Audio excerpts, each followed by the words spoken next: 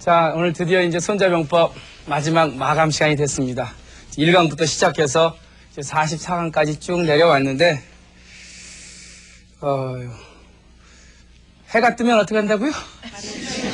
해가 집니까? 네. 달도 차면? 강의도 시작하면? 드디어 오늘 끝이 나는 날이에요. 그래서 저는 오늘 끝나는 날이 44강을 여러분하고 도대체 어떤 얘기를 같이 공부할까 그런 고민을 하다가 전 이런 문제를 한번 같이 제기해 보려고 그래요.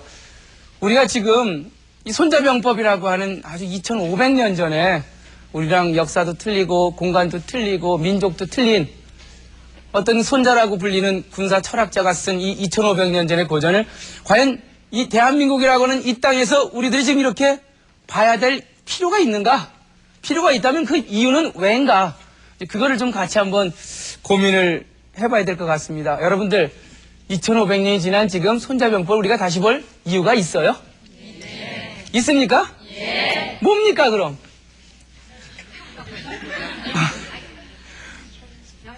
손자병법 문구 많이 알아서 어디 가서 자랑하려고요? 그건 아닙니까? 그러면 혹시 손자병법 잘 배워서 어디 전쟁터 나가서 써먹으려고요? 저는 분명히 이게 이제 고전인데 이 오래된 고전을 이 시대에 다시 배우고 또 공부하는 의미는 그거는 비단 이 손자병법 고전뿐만이 아니라 어떻게 보면 인류의 역사는 이 고전이라고 하는 이 고전의 재해석을 통해서 인류의 역사는 창조되었다고 봐져요. 항상 우리 인류는 역사 속에서 어렵고 힘들 때마다 답을 찾으려고 노력해요. 어떻게 이 위기를 빠져나갈까? 근데 그 위기를 빠져나가려고 노력하면서 부단히도 끌어잡는 게 그게 뭐예요? 고전이에요. 그러니까 우리 왜 예를 들어서 성경이라고 하는 고전이 있죠. 예? 이것도 고전이죠.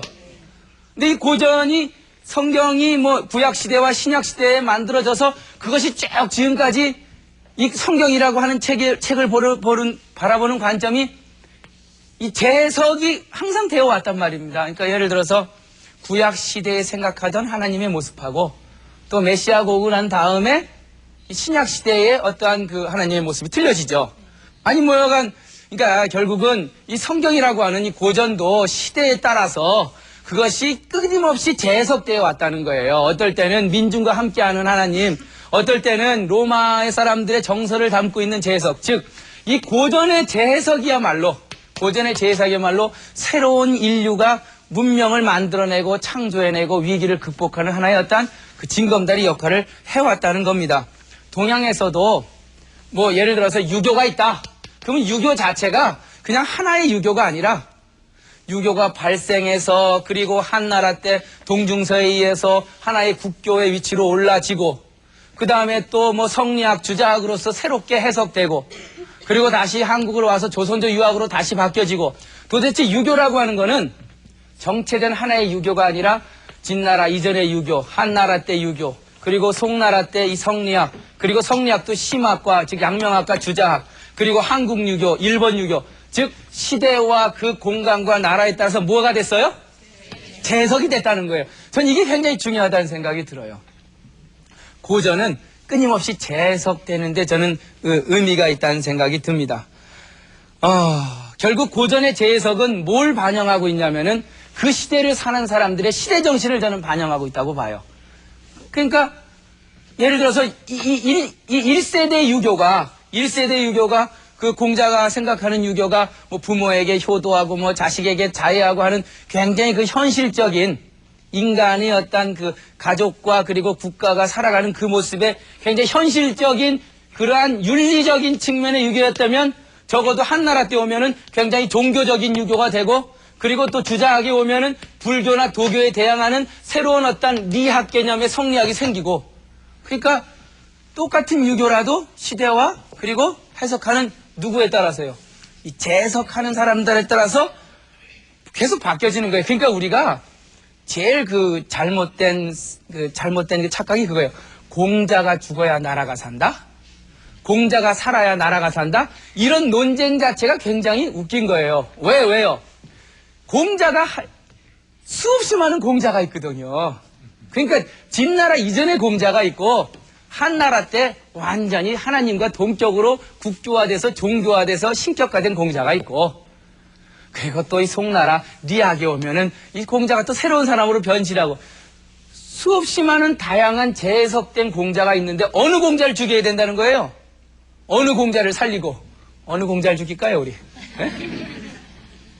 그러니까 단순하게 유교다 하면은 장님이 코끼리 만지듯이 토끼리 다리 하나 만지고 이게 유교다 생각하는 것도 저는 착각이라고 보고, 결국은 다양하게 시대마다 재해석된 그 유교와 고전들이 그 시대 사람들의 이념을 반영해서 새로운 모습으로 변신하는 것이 저는 고전의 힘이라고 봅니다. 그래서 오늘은 이 손자병법이라고 하는 2500년 전의 고전이 과연 이 시대에 어떻게 재해석이 돼야 되고, 뭐 당위성은 없지만 또 어떻게 이 시대의 새로운 시대 이념으로서 우리가 다시 볼 수 있는 기회를 갖느냐가 굉장히 중요할 것 같아요. 그래서 좀 그래서 고전의 재해석사에 대해서 같이 쭉 한번 좀 훑어보는 시간이 좀 됐으면 합니다. 그러니까 우리가 보통 진나라다, 이게 굉장히 중요한 개념이에요. 철학 개념에서. 진나라 이전 시대를 우리는 진나라 이전이라 그래서 선진시대라 그래요.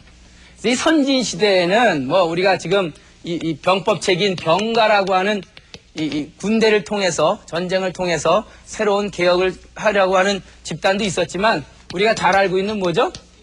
유가적 집단, 또 도가 집단, 뭐 명가 집단, 그리고 뭐 음양가 집단.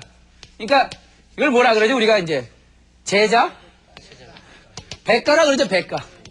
아주 다양한 지식인들이 그 시대를 극복하는 하나의 대안들을 내놓던 그런 시대였어요. 그 중에 우리가 그냥 얼뜻 봐도 이 시대, 이게 이제 우리는 보통 동양 고전 중에서 1세대라 그래요, 1세대. 예? 기업도 기업을 창업한 창업주가 1세대가 있고, 또 경영자가 이제 경영대 수업을 받고 2세대가 또 그 창업된 회사를 물려받고 2세대, 3세대 있죠? 저는 이 중국 고전, 특히 동양 고전, 이 동양 고전의 1세대를 선진시대 이제 경전이라고 보는데, 이 시대의 경전들의 특성은 다 뭐였냐면은, 관심이 주로 뭐였냐면은, 저 하늘나라가 관심이 아니었어요. 이 인간 세계가 관심이었어요, 인간 세계. 그러니까 굉장히 그 동양 고전의 1세대 특징이 바로 그거예요. 그러니까 어떻게 보면 인간 세상에 관심이 있었다는 얘기는 결국 우리가 살고 있는 이 현실에서 하여튼 이 지지고 볶는 얘기에 관심이 많은 거예요. 임금과 신하는 어떻게 해야지 될까? 또 부모와 자식은 어떻게 윤리관계를 맺어야 될까? 뭐 친구끼리는 어떻게 해야 될까? 이런 인간 세계에 대한 관심들을 저는 1세대 동양 고전의 특징이라고 봅니다. 그러니까 공자 논어에도 그런 얘기 나와요. 누군가가 공자한테 와서 선생님 이 귀신 말입니다. 귀신. 요 귀신을 섬기는 방법 좀 가르쳐 주세요. 사귀신. 그러니까 공자가 뭐라냐면, 야, 인간도 섬기는 방법을 제대로 모르는데 내가 귀신 섬기는 방법을 어떻게 아냐? 이거 관심 없어요, 공자의 생각에는. 그래서 공자는 굉장히 어떤 의미에서는 아주 이 현실주의적인 사람이에요. 예? 인간도 못 섬기는데 어떻게 귀신 섬기는 법부터 내가 알 수 있겠느냐라고 얘기를 해요. 또 그 사람이 그래서, 그러면요 선생님, 죽음이란 뭡니까? 그러니까 공자가, 엄마, 사는 것도 모르는데 죽는 거에 대해서 넌 그렇게 왜 관심이 많냐라고 얘기를 해요. 결국 뭐 유교도 결국 인간이 살아가는 방법, 인간과 인간의 어떤 관계성을 갖고 살아가야 될까는 어떤 인간에 대한 문제가 사실 굉장히 큰 그 고민이었습니다. 그래서 천당과 지옥보다는 현실에 너무 관심이 많았고, 그리고 또 어떤 철학자는 이렇게 얘기해요. 이 시대의 경전들은 너무나 윤리적이었기 때문에, 윤리적이란 건 뭐예요? 너무나 인간 세상주의였기 때문에, 너무나 윤리적이었기 때문에, 너무나 철학적이었기 때문에 동양에는 비종교적이래요. 말 되나요? 너무나 윤리적이면 비종교적인가요? 이 세상을 살아갈 때 고민하죠, 여러분들. 그 고민이 주로 뭐예요? 어떤 고민이죠? 막 생로병사의 고민이죠. 그리고 특히 제일 큰 고민이, 부닥치는 고민이 뭐예요? 죽고 나서 내가 어디로 갈까? 그 고민이죠. 별로 고민 안 하시는군요. 그 고민이 없다면 종교가 있을 필요가 없지요. 그 고민에 대한 해답이니까 종교는 어쨌든. 그런데 이 동양의 이 1세대 이 동양 고전을 사람들은 그 고민을 어떻게 해결하려고 그랬냐면 굉장히 철학적으로 해결하려고 그랬어요. 인간은 우주의 변화 속에 잠시 머물렀다가는 순간이다. 그러니 사라지고 그리고 새로 생겨나는 그것이 자연의 한 변화의 과정일 뿐. 그것을 돌아간 사람에 대해서 산 사람이 추모해주고 추모의 기간이 끝나면 다시 저 세상으로 돌아가는. 그러니까 너무나 이걸 철학적으로 윤리적으로 그 고민을 풀어놨어요. 그러니까 종교에서 매달릴 필요가 없었던 거죠. 이해가십니까? 너무나 철학적이기에 비종교적이었다. 그러니 제가 볼 때 이 사람들 중에 요즘도 보면은 굉장히 그 인간은 사는 데 대해서 자기 고민이 자기가 해결할 수 있는 당당한 사람이 별로 신을 잘 안 믿어요. 예? 신을 믿는다는 건 결국은 그러니까 좀 자존심이 강하고 막 내가 다 할 수 있다고 생각하는 사람은 신하고 별로 관계없어요. 그러다가 된통 한번 쓰러져서 정말 야 인간이 뭔가 하고 고민을 해봐야 아이고 가서 뭔가 찾고 싶고. 여간 이 1세대 어떤 사람은 그래요. 그거는 유교 얘기지. 그 1세대 철학 중에서 이 도가 철학은 굉장히 그 좀 종교적 아니냐라고 얘기해요. 그것도 착각이에요. 제가 지금 그런 얘기들을 다 하려고 그래요.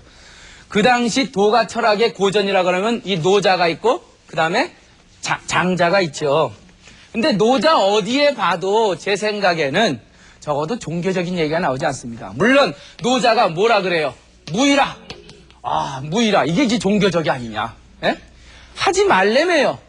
하지 만다는 건 뭐예요? 하지 말고 뭔가 이 기도를 통해서 저 먼 세계로 지향하는 그 모습 아니냐? 그 뒤를 읽어보셔야죠. 왜 하지 않아요? 예? 무불이하려고. 즉 하지 않는 이유는 되지 아니함이 없으려고. 다시 말하면 부정이 되려고 안 하는 거예요. 다시 말하면 노자 철학이 A만 보고 B를 못 본 거예요. 왜 하지 말라는 거예요? 하려고 하지 말라는 거예요. 이해가십니까? 왜 공을 세우면 뒤로 물러나래요? 그 공을 가지려고 뒤로 물러나는 거예요. 좀 이상한가요? 왜 사람들 와서 음식점에서 자리에 앉으면 이거 먼저 앉으시죠. 왜요? 나중엔 결국은 그럼 제가 앉을까요? 결국 노자 철학의 구조도 역시 이 현실의 문제에 대해서 고민이 많았던 철학입니다.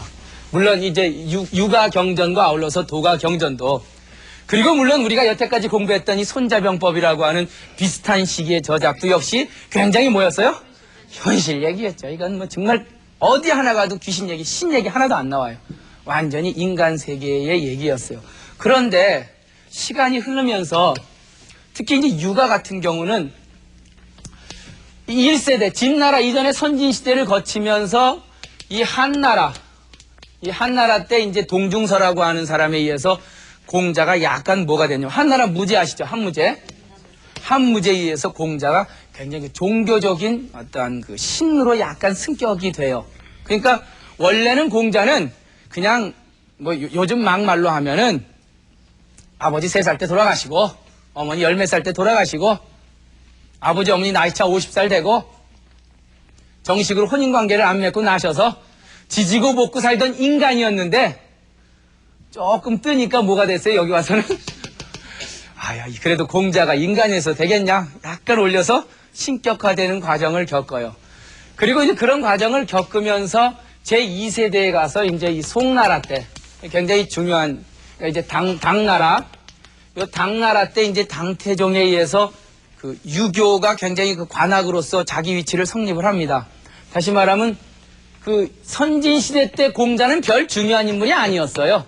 수없이 많은 그 당시에 손자나 이런 사람들 중에 한 사람이었는데 시간이 지나면서 점점 공자의 위치가 점점 높아지기 시작했어요. 점점 높아지기 시작했어요. 그런데 어떤 문제가 맞았냐면은 이 중국의 영화 제목에도 그런 게 있었는데, 달마가 동쪽으로 온 까닭. 왜 동쪽으로 왔죠? 그것도 이제 한번 잘 생각을 해보세요. 여간 불교라고 하는 것이 중국에 들어오면서 당나라의 전체 문명 자체가 무슨 문명이냐면 이 불교 문명이었어요. 결국은 불교 문명과 그리고 이 도가라고 하는 철학이 나중에 설명을 하겠지만 도교라고 하는 이 종교화의 길을 걸어요. 그래서 불교와 도교라고 하는 이 종교화의 길을 걸은 종교 철학이 당나라에 굉장히 큰 어떤 그 중심 문명으로 깔아들이면서 이 송나라 시기를 거치면서 야, 이거 우리의 옛날 공자는 왜 이렇게 죽어버렸는가? 마치 그 요즘 우리가 왜 당군 살리자 운동처럼, 예? 아, 이거 왜 석가모니가 우리 중국 사람도 아닌데, 예?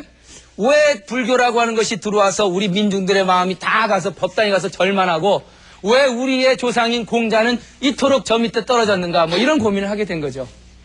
그리고 자기 부모님한테 효도 안 하고 법당에 가서 그저 불전함에 돈이나 놓고 나 천당 보내달라고. 그게 이제 지식인들 눈에는 거슬렸던 거예요. 그래서 이러한 선진시대의 육아를 재발견하자는 운동이 벌어져요. 이제 그 운동 과정이 좀 복잡한데 그게 이제 2세대의 유교예요. 그걸 우리는 뭐라 그러냐면 주자가 완성했다 그래서 주자학이라 그래요. 그리고 이거는 저 1세대 유교랑 뭔가 새롭다 그래서 우리가 왜 네오파스 아시죠? 네오.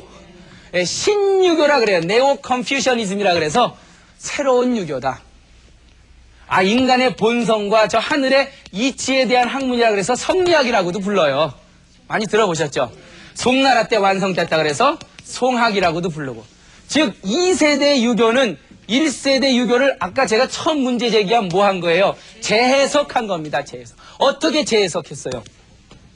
그 재해석 과정은 물론 간단하게 말씀드릴 수는 없지만은 적어도 1세대 유교의 특징이 뭐라 그랬죠? 인간 얘기라 그랬죠. 부부 사이에, 임금과 신하 사이에. 그런데 이미 이 시대가 되면 인간 얘기만 갖고는 설명이 안 돼요. 왜요? 불교가 인간 얘기해요? 아이고 전생에 개였 때문에요. 죽고 나면 천당 가든지 지옥 가든지 한다며요. 그러니까 인간 얘기만 해갖고는 도저히 불교 믿는 사람의 마음을 되돌릴 수가 없는 거예요. 그런 이에는 이, 불에는 불. 그럼 불교? 너희가 형이상학 얘기하고 너희가 저 본질적인 이 본질론 얘기해? 그럼 우리도 우주론으로 같이 대항한다. 그래서 유교가 이제 이 윤리학적인 유교에서 굉장히 형이상학적인 유교로 자기 재무장을 합니다. 이 재무장 과정이 이제 물론 뭐 한 송이 국화꽃을 피우기 위해서 봄부터 서쪽새는 그렇게 울었나 보다 그 시처럼 당나라 때 한유라고 하는 사람, 그 사람이 도통론을 세우고 그냥 드라마만 보세요. 그 다음에 이 주렴계라고 하는 사람이 이 태극도서를 통해서 태극이 무극이냐 하는 걸 쓰고, 그 다음에 장행거라고 하는 사람이 기론을 통해서 기철학으로서 우주론을 갖다 설명을 하고, 소강절이라고 하는 사람이 이 수학으로서 주역을 재풀이함으로써 이 우주론을 다시 세우고, 그리고 정명도, 정의천, 주자. 하여튼 이러한 그 소쩍새 울음들이 뭘 피우기 위해서? 신유학을 피우기 위해서 불교에 뺏겼던, 도교에 뺏겼던 민중들의 마음을 돌이키기 위한 새로운 유교의 탄생을 위해서 끊임없이 선행 작업들이 있었죠. 이들이 다 뭐한 사람들이에요? 선진유가를 뭐한 사람들이에요? 재해석한 사람들. 네? 어떻게 재해석해요? 재해석이란 결국은 뭐예요? 유교 자체를 그대로 풀이한 사람들이 아니에요. 공자님 말씀이 이러니까 지금도 공자님 말씀이 이렇다. 이러면 재해석이 아니죠. 그건 뭐예요? 해석이죠. 해석. 이해가십니까? 예. 재해석이라고 하는 것은 그 시대에 뭐가 필요하냐, 그 필요한 시대 정신이 덧붙여져야 돼요. 다시 말하면 그 본래 1세대 공자 유교에 덧칠을 해야 돼요. 덧칠을. 아이고 덧칠을 하면 본래 의미가 퇴색되잖아요. 퇴색돼야죠. 그래야 재해석이 되죠. 2500년에 공자가 다시 살면 뭐해요? 이 시대의 마음을, 이 시대의 옷을 입지 않으면 다시 덧칠을 했단 말이에요. 이 한유라든지 주렴계, 장행거, 소강절, 정명도, 정의천, 그리고 주자, 그리고 왕양면, 육산산 이런 사람들이 결국은 1세대의 현실주의 유교를 형이상학적 유교로 덧칠해서 그 시대에 맞는 정말 불교로 다 달려가 버리고 오직 천당만 찾고 그리고 모든 재산을 불땅 짓는 데만 놔두는 그러한 그 고민을 바로 이러한 재해석을 통해서 끌고 온 겁니다. 충분히 그 시대에는 이러한 2세대 유교가 이 재해석을 통해서 상당히 많은 사람들한테 충격을 주고, 그리고 이 사대부라고 하는 신흥 계층이 이러한 재해석의 중점에 서서 문화를 새롭게 바꿨어요. 그래서 굉장히 이 시대 정신이 돼버렸죠. 근데 이렇게 재해석된 것도 결국은 왜 물도 시간이 지나면 어떡하죠? 물도 오래 고여있으면 어떻게 돼요? 썩죠. 아무리 그 시대에 이 주자학과 성리학과 신유학과 송학이 그 시대의 새로운 시대 이념으로 재해석됐다 하더라도 800년이라는 시간이 동아시아의 화두로서 이 성리학이 쭉 오면서 나중에 조선으로 건너오고 또 저쪽 일본으로 건너가면서 시간이 지나니까 어떻게 됐어요? 썩어버린 거예요. 어느 사상이든 이게 생성과 소멸의 과정을 계속 거쳐요. 그래서 이러한 그 썩어가는 과정 속에서 지금 이 3세대 유교, 즉 지금 이 2세대 주자학, 그리고 이 3세대의 새로운 재해석이 필요한 겁니다. 그러니까 지금 우리가 만약에 유학을 갔다가 이 시대에 재부흥시키려면 공자를 그냥 끌어와도 안 되는 거고, 주자가 옳다고 그냥 끌고 와도 안 되는 거죠. 근데 그래도 다행인 게, 왜가 다행이냐면, 왜 재해석을 하다 보면은 본래의 기존에 그 해석했던 사람하고 반대되는 뜻을 표출할 수도 있는 거예요. 근데 조선시대만 해도 주자가 주를 다른 그 재해석에 대해서 반대를 하면은 어떻게 됐어요? 감옥에 잡혀갔어요. 얼마 전까지만 해도 이 북한 얘기 잘못하면 어떻게 됐어요? 감옥에 잡혀갔어요. 근데 시대가 너무 좋아서 이제는 주자학에 대해서 얼마든지 비판을 하고 새로운 이 시대의 유교로 재해석한다 그래서 저를 감옥에 잡혀갈 사람이 아무도 없어요. 물론 욕은 좀 먹겠죠. 누구한테요? 주자를 따르고 신봉하는 사람들한테. 이해 가십니까? 지금 재해석이 어떻게 진행이 되고 있어요? 자유로운 열린 마음이 있어야 돼요. 닫혀진 마음으로는 절대로 재해석이 안 돼요. 첫 번째, 열린 마음이 있어야죠. 그리고 이 재해석을 통해서 뭐예요? 새로운 시대의 이념을 끌어냈어야 돼요. 그러니까 어떤 사람은 벌써 제3세대 유교가, 즉 이게 컨피셔니즘, 유교라면 이거는 네오 컨피셔니즘, 신유교고, 이거는 신유교에다가 마던자를 붙여서 마던 네오 컨피셔니즘, 현대 신유교다 해갖고는 유교를 갖다가 요즘 이 기업 문화에 도입을 해서 노사 간의 문제를 부모와 자식 간의 문제로 풀고 가능하죠. 직장에서 자기 상사 보기를 집안의 형 보듯이 하면 유교 문화와 기업 문화가 만나는 거죠. 어쨌든 그것도 재해석의 한 방법이죠. 제가 지금 손자병법 재해석하면서 지금 유교 재해석 얘기하고 있는데, 유교뿐만이 아니라 이 도가라고 하는 것도 이러한 현실적인 주의 사상이 위나라와 그리고 이 진나라 시대를 거치면서, 여러분들 왜 이 위나라는 조조의 위나라잖아요.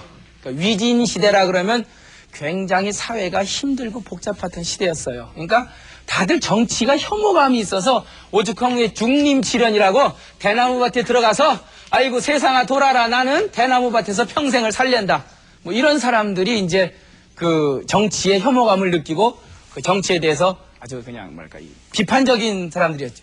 그 사람들이 재해석을 시도했는데 그 재해석이 뭐냐면 도가 철학의 재해석이었어요. 그 중에 이제 우리가 천재소년 왕필이라고 하는 사람, 그 다음에 이 장자를 주석한 재해석한 곽상이라고 하는 사람, 즉 왕필이 20살 좀 지나서 노자 도덕경을 재해석하고, 이 곽상이라는 사람은 장자라고 하는 책을 재해석을 했어요. 근데 이 사람들의 재해석은 뭐였냐면은, 아까 제가 얘기했지만 이 노장 철학이 굉장히 현실에 기반을 둔 1세대 철학의 특징이 그거라 그랬죠. 근데 아무래도 정치에 대해서 혐오감을 느끼고, 정치가에 대해서 혐오감을 느끼면 여러분들 무슨 생각 들어요? 이 세상이 다 어떻게 보여요? 다 싫죠? 여러분들 장관 자리 있다가 쫓겨나면 어떻게 해요? 세상이 다 싫은 거예요. 그럼 어디로 가고 싶어요? 산으로 가고 싶어요. 산에 가서 뭐 하고 싶어요? 초가집 짓고 낮이면 밭에 나가 길쌈을 메고. 아니, 세상에서 내가 이 권력을 잃고 힘이 없으면 다 그런 데 가고 싶거든요. 그래서 그 사람들이 그 안으로 끌고 들어가서 저 도가를 굉장히 그 종교적인 측면으로, 그러니까 노자를 굉장히 신으로 받들고, 그러니까 굉장히 그 종교적인 측면으로 도가에서 도교로 종교화 시켜버렸어요. 그러니까 우리가 지금 얘기하는, 노장 철학? 그거는 뭐 무의자연, 뭐 산속에 들어서 도 닦고, 그건 언제 때 재해석된 도가 철학이에요? 위진시대 때 재해석된 노장의 모습이지, 본래 노장의 모습은 아니란 말이에요. 자, 제가 지금 이렇게 도가 철학도 제2세대, 즉 위진시대를 거치면서 종교화의 과정을 거치면서 재해석이 됩니다. 물론 제3세대, 지금 현대 신도가라고 불러요. 이제 이거는 타오이즘, 네오타오이즘, 그 다음에 마던 네오타오이즘이라 그래갖고 마치 유교가 컨피셔니즘, 네오컨피셔니즘, 그 다음에 마던 네오컨피셔니즘처럼 현대 도가는, 신도가는 그 에컬라지컬시스트라고 이제 환경론자들, 이 환경론자들이 도가 철학을 마치 지구의 그 환경 문제를 극복하는 하나의 대안으로서 얘기가 돼요. 자, 다시 또 원점으로 들어가요. 그럼 재해석 안 된 게 없네, 지금. 이제 그 얘기 하려고 지금 내일. 유가도 1세대, 2세대, 3세대 끊임없이 시대에 따라 재해석됐고, 도가 철학도 원래 도가 철학에서 위진 시대 때 종교화된 도가 철학으로 재해석됐고, 불교도 귀족들만이 믿던, 귀족들만이 천당 가던 불교에서 중국으로 옴으로써 안악내라든지 여염집 사람도 여자들도 얼마든지 천당 갈 수 있다는 그러한 민중 속의 불교로 재해석됐단 말이에요. 자, 이렇게 끊임없이 재해석의 과정을 거치는 것이 저는 그것이 이제 바로 고전의 힘이라고 봐요. 예를 들어서 이렇게 재해석의 과정을 거치지 않았다면 아마 고전이라고 하는 것은 이 시대에 별로 의미가 없었을 거예요. 저는 손자병법도 제가 이제 1강부터 오늘까지 쭉 강의를 하면서 제가 이 손자병법을 만약에 원래 손자가 생각했던 이 군대에서 싸우는 그 군대 야전 교리서로 제가 해석했다면 여러분 아마 하나도 보실 분 없을 거예요. 그렇죠? 군인도 아니잖아요, 여러분들. 결국은 손자병법도 재해석의 과정을 거쳤습니다.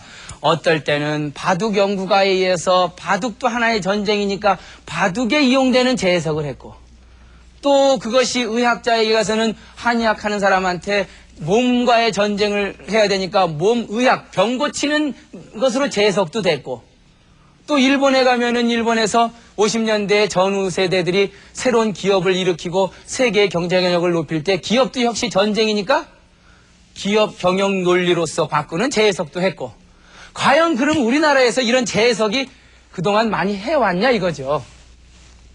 저는 고민이 그거였어요. 결국 손자병법을 이 시대에 어떻게 재해석할 거냐.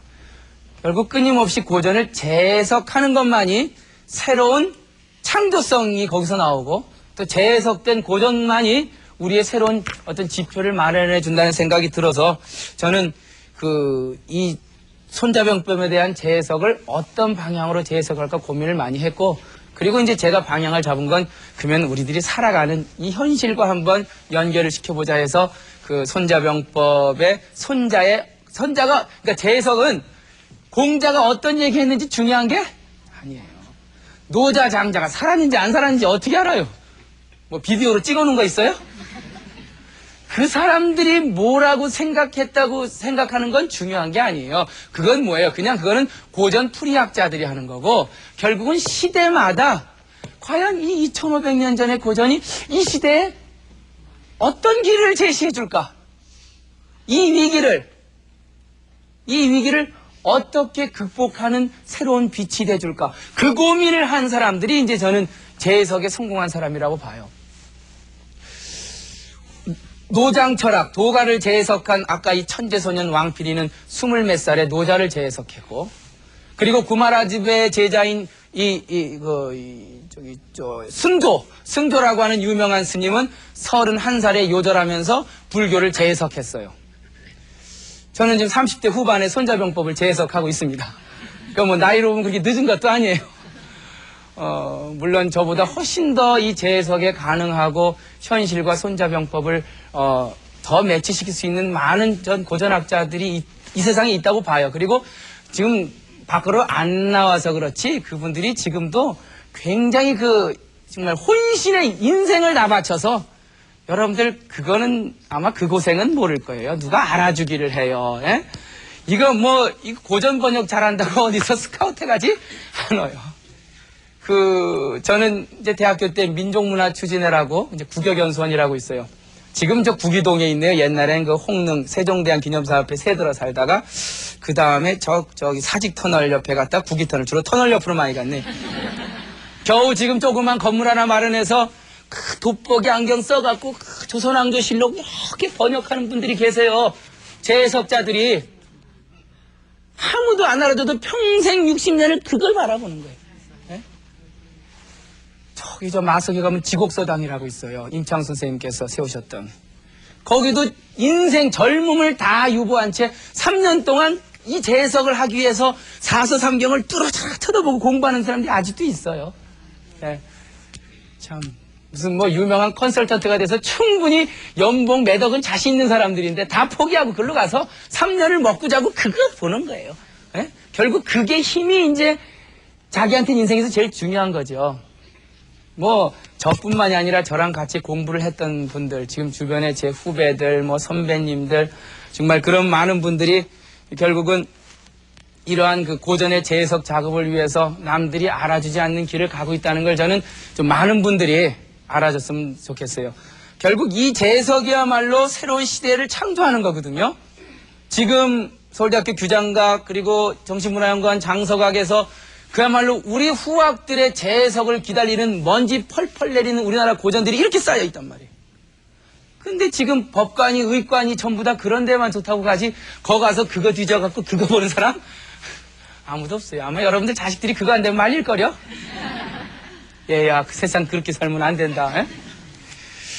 저는 이제 손자병법을 이제 쭉 강의하면서 제 바람은 그거예요. 참 우리나라도 대단하다는 생각이 드는 게 이런 고전을 재해석하는 데 있어서 많은 분들이 관심을 가져하고 또 그걸 보고 굉장히 즐거워하시고 그리고 제 바람은 이 손자병법을 강의하면서 저는 이 2500년 전에 손자병법이라는 고전이 그러니까 저는 이 방송이 다 끝나고 제가 바라는 건 저는 기억이 안 남았으면 좋겠어요. 뭐가 남았으면 좋겠냐면 손자병법이라고 하는 2500년 전 고전이 이런 내용이었고 이렇게 재해석이 될 수도 있구나 라고 하는 그 이미지가 남았으면 좋겠어요. 전 그게 이제 제가 이 강의를 마치면서 제일 제가 바라던 바입니다. 제가 민족문화추진회 국역연수원 다닐 때 정말 지금 다 고인이 되신 분들이 많은데 열거할 수도 없어요. 마지막 그 도포 세대들. 신호열 선생님, 또 오호영 선생님, 지금 잘 활동하고 계시는 성백교 선생님, 정태현 선생님, 김도련 선생님, 그리고 우리 성대의 안병주 교수님, 또 이윤구 교수님, 다 재해석자들. 그래서 그분들한테 정말 후학으로서 다시 한번 경의를 표하고, 그리고 또 저의 이러한 그 고전의 재해석을 하는데 가장 결정적인 영향을 끼쳤던 또 저희 스승이신 양지혁 교수님한테 저는 이 자리를 빌어서 굉장히 감사의 말씀을 드립니다. 경제성과 효율성만으로 따져보면은 우리는 고전이라고 하는 게 별로 의미가 없을 수도 있고 또 차라리 그 고전 연구하는 것보다 어디 가서 상품 하나 더 만들어내는 게 우리한테 남는 장사다라고 할 수 있겠지만 그러나 긴 문명의 역사를 놓고 봤을 때 지나간 고전을 그 시대를 사는 국민들이 얼마나 많이 이해하고 있고 그리고 그것이 그들의 삶을 살아가는데 어떻게 녹아들어가서 재해석되어 있냐 그 깊이와 그 양에 따라서 그 국민들의 수준이 틀려진다고 저는 봐요. 동의하십니까? 네. 그래서 끝나니까 할 말도 많은데 준비한 건 굉장히 많은데 이러다 얘기할 수가 없네요. 그래서 짧은 시간이나마 긴 시간이죠. 44시간이면은 적지 않은 시간을 이런 정말 고전 재해석 작업에 동참해 주신 여러분과 또 시청자 여러분한테 제가 다시 한번 감사를 드립니다. 그리고 또 이 고전 작업은 저 혼자만 된 게 아니에요. 지금 여러분들 포함해서 저 주변의 스태프들, 뭐 연출자들, 사실 굉장히 많은 분들이 이 손자병법의 재해석 작업에 참가하셨고, 그리고 그분들의 노고는 다시 한번 또 강조가 돼야 된다고 봅니다.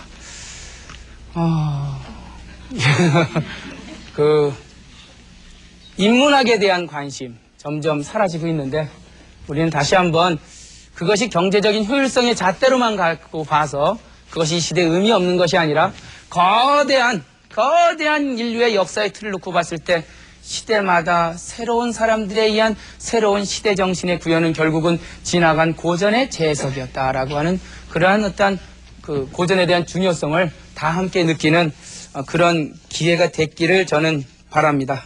여간 끝까지 같이 자리해준 우리 방청객들, 그리고 시청자 여러분들, 그리고 이 작업을 도와주신 여러 많은 분들에게 다시 한번 감사드리면서 손자용법 재해석 작업을 마치도록 하겠습니다. 감사합니다.